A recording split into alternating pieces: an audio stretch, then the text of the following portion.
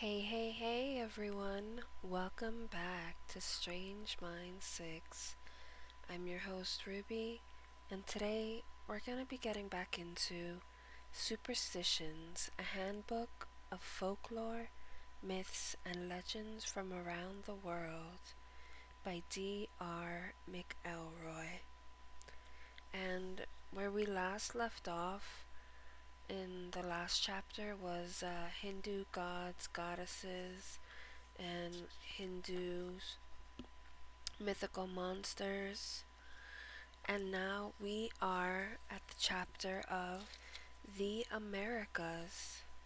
So we're going to be talking about gods, goddesses, myths, folklore, different things that the Americas have. But before we begin, please hit that like button, hit that subscribe button if you're not already. It would mean a great deal to me that you join the family. And without further ado, my dear friends, grab your snack, grab your drink, or sit back, relax, and let's get to it. The Americas. Historical civilizations in the Americas derive directly from Asia. People migrated into North and South America from the Asian continent at the end of the last ice age, both by walking across a land bridge in the Bering Sea and by boat. The boats then took them down the western American coast from what's now Alaska all the way to Patagonia. Because of their physical isolation, civilizations in the Americas remained primitive. As the rest of the world entered the Iron Age, this didn't stop American civilizations from developing rich culture and political traditions, as well as intriguing mythologies.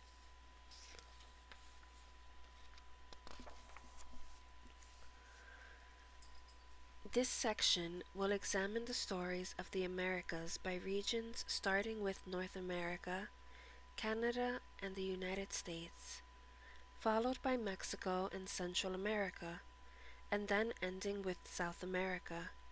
Along the way, the fascinating folklore and mythologies of the regions, First Nations, and Native American cultures and peoples will be presented.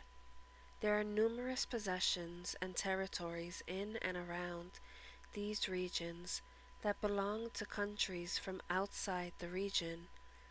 Example given: Greenland belongs to Denmark.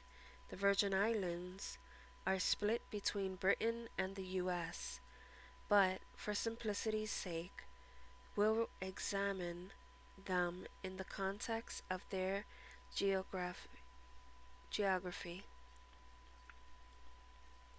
Putting Inuit lands like Alaska with Canada rather than the US may seem confusing. However, the traditions of the indigenous people of Alaska do not match those of native peoples of the continental US for the most part.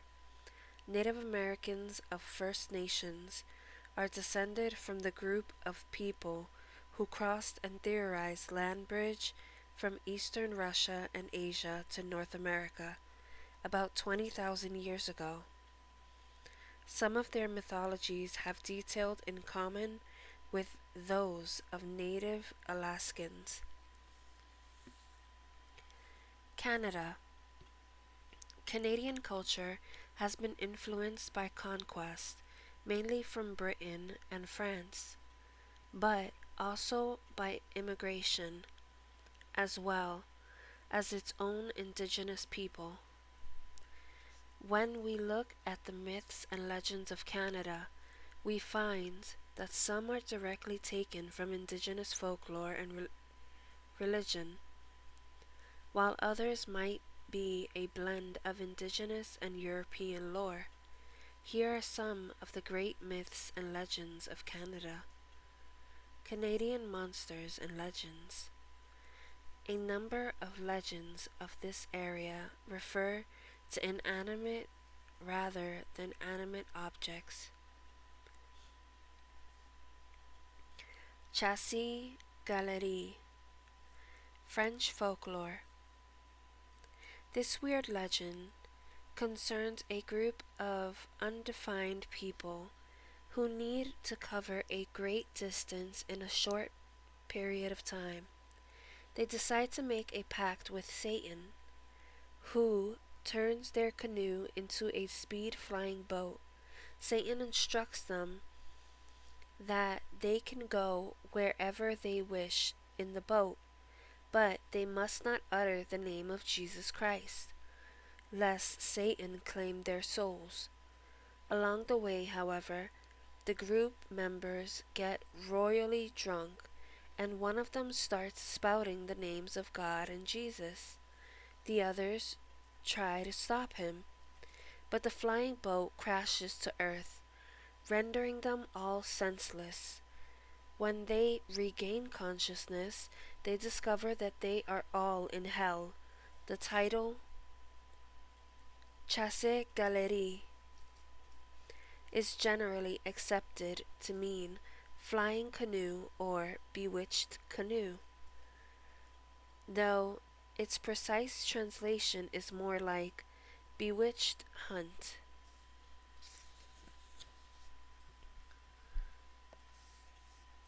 Cressy, Newfoundland.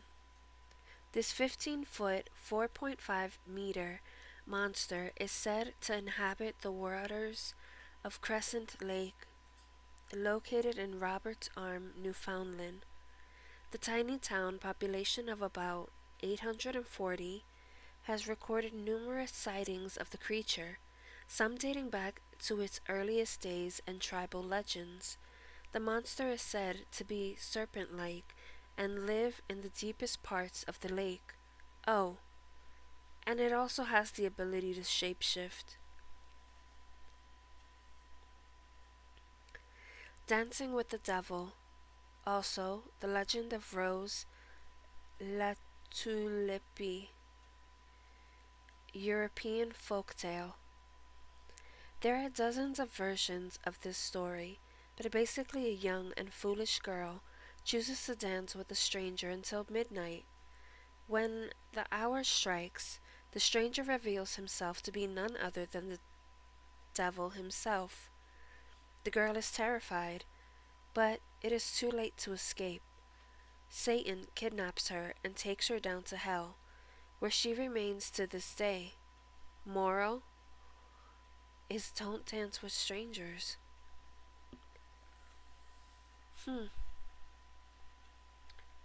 Well, that's, I don't know how to explain that, because there are clubs that people go to and they dance with strangers. So, yeah, we're gonna leave it at that, my dear friends. The next one is Dungarvan Whooper, New Brunswick. This bizarre tale is told amongst the lumberjacks and woodsmen of the Dungarvan River Basin in New Brunswick. It seems that there was once a cook's helper, a young boy who worked in a lumber camp along the river. Inexplicably, the camp boss killed, cooked, and ate the boy one day. The boss told the lumberman that the boy had run away. That night, the camp was shaken by unearthly screams. The lumberman abandoned the camp in terror the next day. The boy's ghost is said to haunt the site to this very day. Wow. That's just so messed up. The Forbidden Plateau, British Columbia. Within the hills of British Columbia lies a wooded, hilly plateau dotted with small lakes, once home to the I might butcher that name. Comox people. The rugged area was used as a safe haven for the families of tribal members during hostile raids by coastal tribes. It is said that long ago the families were hidden there as usual, but when the men returned to the area to collect their wives and children after another raid, no trace of the families could be found. The area was deemed to be the home of evil spirits who had taken the families and was declared to be off limits. In 1946, the most powerful earthquake ever recorded on land in Canada, a mighty 7.3 on the Richter, Richter scale, hit the plateau and fortunately damaged the loss of life. Unfortunately, damage and loss of life were minimal. Ghost Ship Teaser, Nova Scotia. Here's a great tale of a supposedly real ship. The ship Young Teaser was a schooner that was sunk during the War of 1812 off the coast of Nova Scotia. People believe it can still be seen, glowing with fire, sailing through the mists of morning. Making the tale even more interesting is the detail that Young Teaser was a licensed pirate ship, a rare and juicy tidbit in ghost ship lore.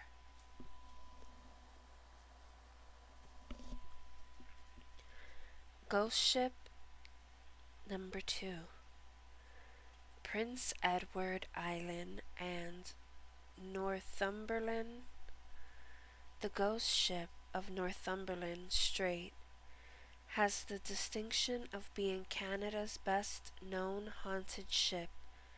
Sightings have been recorded for over 200 years and usually tell of a 3-masted ship that bursts into flame when other vessels try to approach it. As the rescue ships come closer, the mysterious schooner disappears. The name and origin of the ship are unknown. Ghost Train, Quebec. Saskatchewan is home to the regional legend of the Ghost Train. The legend centers around the small town of St. Louis, where an abandoned railroad track lies. Strange lights can be seen moving along the tracks on certain nights. The lights are attributed to the ghost train or to the ghost of a deceased railway worker.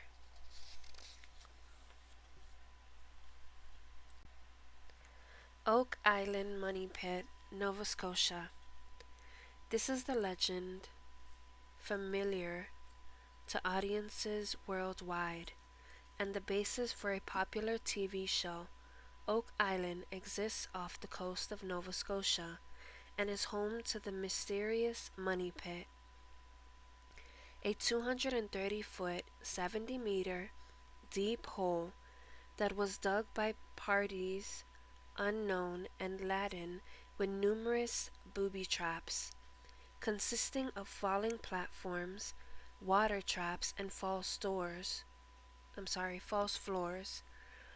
The pit has been worked for over 150 years by various individuals and financially backed groups, resulting in the death of 6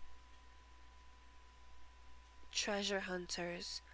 Part of the legend stipulates that the treasure will not be found until 7 people have died looking for it. A second legend states that as long as there are oak trees on the island, the treasure will not be found. To date, there is still one oak tree left. A number of theories about the pit have been put forth in recent years, most based on the small objects recovered from various digs, whether it's the remains of a Viking fishing camp or the ultimate guardian of pirate booty. No one knows. Inuit, First Nations. Though we are looking at these two groups together, they are not the same. Inuit are the peoples formerly called Eskimos, who traditionally lived on the islands and along the coast of far northern Canada and what is now Alaska. First Nations are native people who lived in the lands between the Pacific and the Atlantic Oceans below the Arctic Circle. A third group is recognized in Canada, the Métis. These people are descended from First Nations people who joined with Europeans. There are a number of different Inuit groups: Caribou Inuit, Copper Inuit, Netsilik Inuit, Inuit at Amitsok Lake, and Igloolik Inuit, to name a few. The mythologies and cultures of each of these groups is somewhat different, thus some of the gods and goddesses and the stories about them will be different as well. The various beings and tales in this book are representative of different Inuit groups.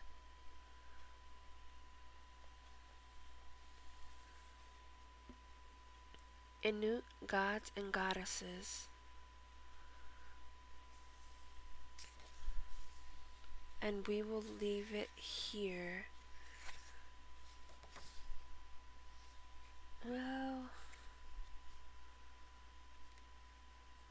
we'll continue it, and we'll stop at the next little chapter, which the next little chapter is Inuit mythical monsters. So that's where we'll stop. So, Inuit gods and goddesses. Inuit mythology draws heavily from the seagoing lifestyle of the people.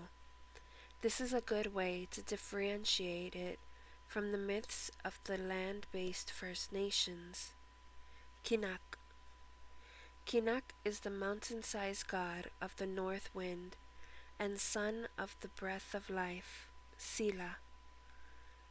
His freezing breath could kill, and his enormous reclining body comprised an entire mountain range. One legend tells of a human woman named Taku, who fled her wife-beating husband and took refuge in the mountains that were Kinak.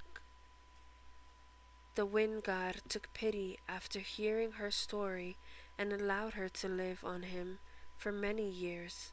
Eventually, Kinak needed to shift his position onto his other side, which meant that Taku had to return home. Kinak sent her with a load of valuable furs that made her and her husband very rich.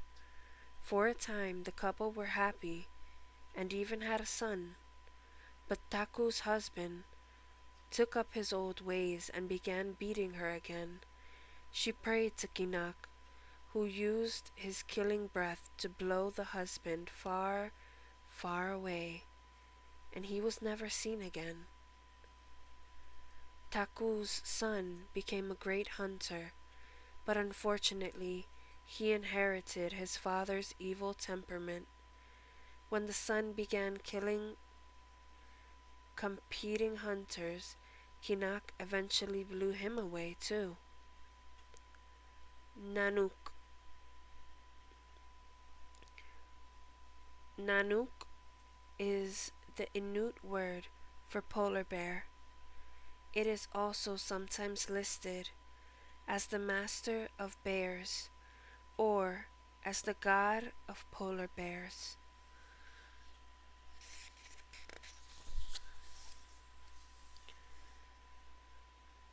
Nunam. As goddess of the earth, Nunam is sometimes considered the wife of Sila. She wears a long coat from which dangle living miniature versions of the land creatures she created, with the exception of caribou. She has fur boots and fur bracelets as well. It is said that in her early days, Nunam bore the children of men as flowers upon her surface.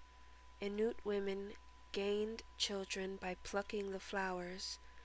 The precious musk oxen were believed to hatch from large eggs planted deep in Nunam's earthly body. Before time began, Sila came down from the heavens and coupled with Nunam, producing the first man named Kalak. Nunam then coupled with Kalak to produce the first woman. Kalak then took the first woman as his wife, and the two of them populated the earth with humans. Pukimna Pinga, Caribou Mother. Pukimna, the goddess of the caribou, lived an isolated life surrounded by huge herds of caribou, which she created from her trousers and which were under her control. When man violated her taboos, Pukimna would keep the herds away from them so hunters could not find food.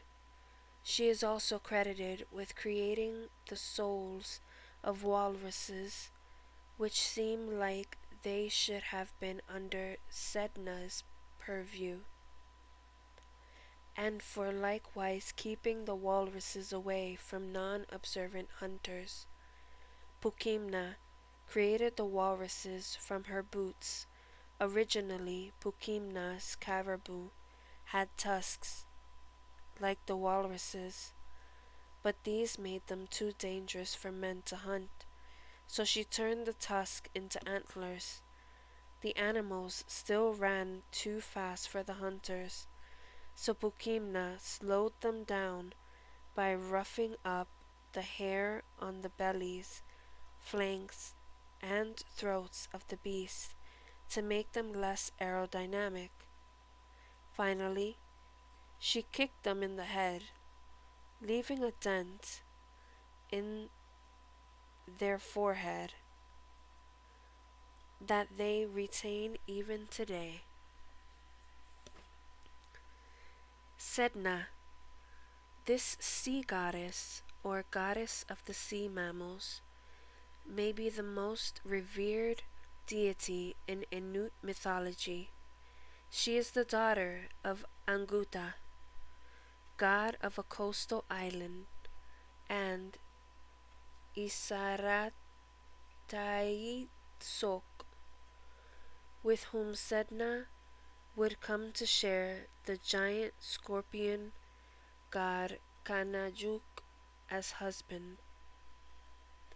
The legend of Sedna says that she was so hungry she devoured both of her mother's arms and one of her father's arms before Anguta was able to subdue her, and take her out of the sea in a canoe. There he threw her overboard in the intent of abandoning her. Sedna, however, clung to the side of the canoe with her hands. Desperate, Anguta chopped. Oop, sorry, you guys. That was my alarm for my medicine. But getting back into the story. Sedna, however, clung to the side of the canoe with her hands. Desperate, Anguta chopped off her fingers with his knife, sending her to the briny depths. There, Sedna transformed her fingerless hands into flippers, while the fingers themselves became the great animals of the sea. Anguta, still with just one arm, paddled to shore, and his waiting, armless wife, Sedna, now transformed into the goddess of the sea, but still mad about being abandoned, splashed a giant wave over her parents, which swept them from the shore and into the abyss of the sea. Sedna then forced them into service in her underwater court. Anguta would serve as judge of the souls of the dead, punishing them for taboos they had broken in life. When the punishment was considered justly served, the souls were free to go to the land of the dead, called Adlivun, where they existed happily while awaiting reincarnation.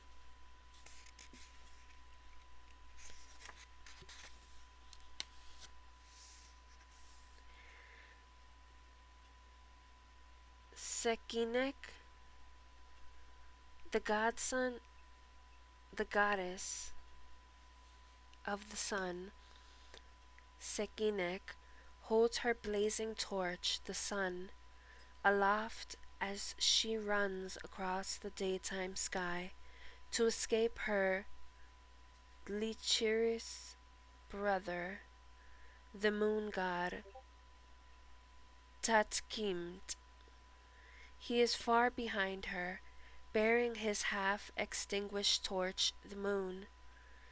Through the dark skies of night, Senik, I might be saying it wrong, I do apologize,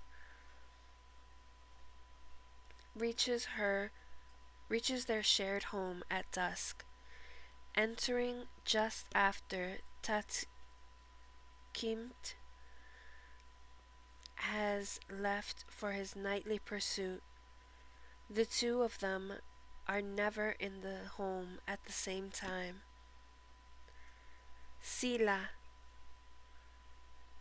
Silap Inua, Hilap Inua, Hila. Sila is the god of the sky, weather, and the wind, considered the animating life force of creation. Wind was thought as the breath of the world, casting Sila as deity of human and animal breathing. The life force flowed from Sila at birth and back to Sila at death. Since singing, storytelling, and humming all require the breath, Sila also oversees those things, as well as a creative inspiration. The whispers of intuition are said to be from Sila. The nagging of conscience is also attributed to Sila. He creates snow by letting his ivory shavings fall the earth as he carves. He is depicted as being clean-shaven and bare-chested to the freezing weather he creates. Tapasuma. Tapasuma is the goddess of the celestial afterlife, counterpart to Sedna, who rules the aquatic afterlife.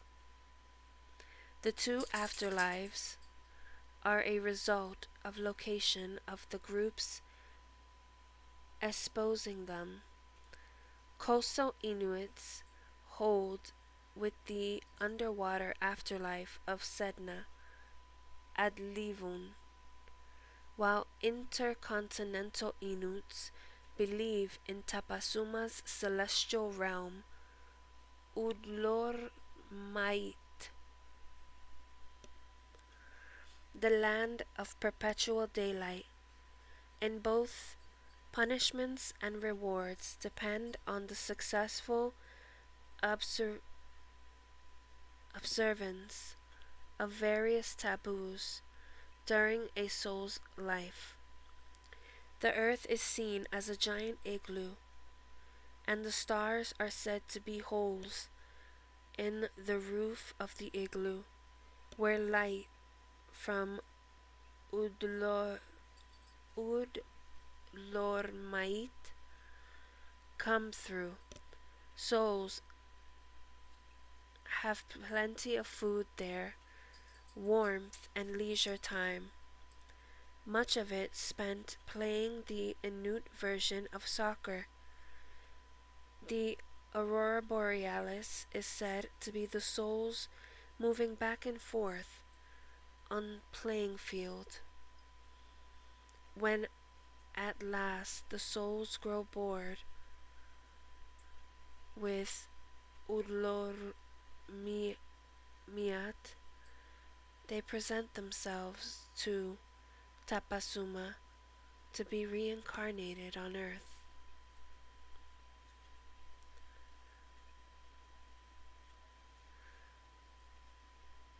Tatkimt, the moon god, carries his partially lit torch, the moon, as he lustfully chases his sister, Sekinek,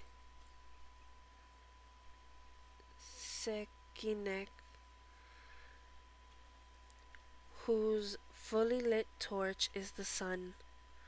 Tatkimt is important to the cycle of reincarnation, as the souls of the dead are ready to leave Udlormut to be reincarnated. The goddess Tapasuma bids Tatkimt to take the souls back to earth and gives him instructions regarding what form each soul is to be reincarnated. In his giant dog sled pulled by 4 enormous, or just one really enormous dogs, Tatkimt transports the souls to earth on moonless nights, which accounts for why the moon is absent from the sky during those few days each month. Tatkimt also controls the tides, vital to Inuit life, and oversees hunting, making him perhaps the most important god in the Inuit pantheon.